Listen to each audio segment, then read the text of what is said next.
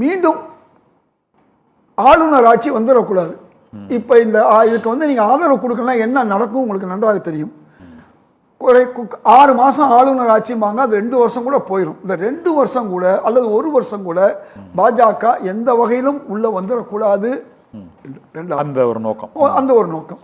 மூணாவது, இன்னைக்கு திரு ஸ்டாலின் அவர்கள் நிறைய நல்ல காரியங்கள் செய்தார்கள், அதில் மாற்று கருத்து கிடையாது.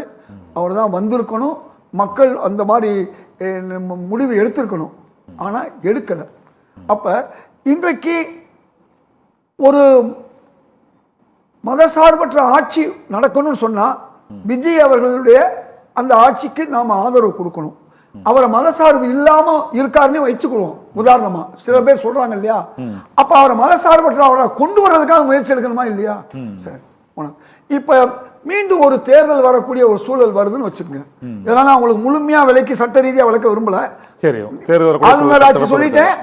மீண்டும் வந்தா இன்றைக்கு ஏற்கனவே பெற்றிருக்கக்கூடிய இடங்களை எல்லா கட்சியும் பெருமான்னு சொல்ல முடியாது. ஏன்னா மக்களுக்கு இன்னும் கோபம் அதிகரிக்கும்.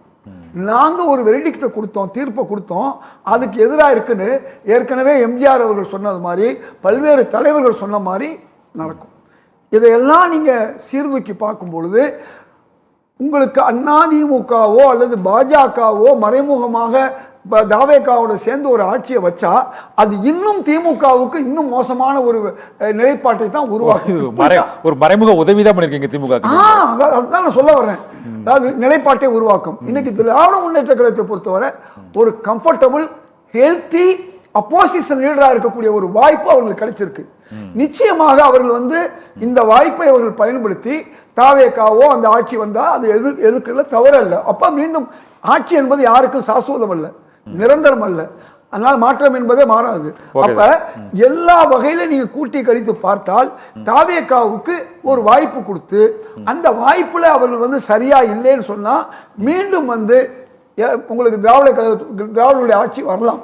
அதனால காங்கிரஸை பொறுத்தவரை ஒரு அகில இந்திய அளவில் இது நடத்திருக்கு. அகில இந்திய அளவில் பார்க்கக்கூடிய ஒரு கட்சி.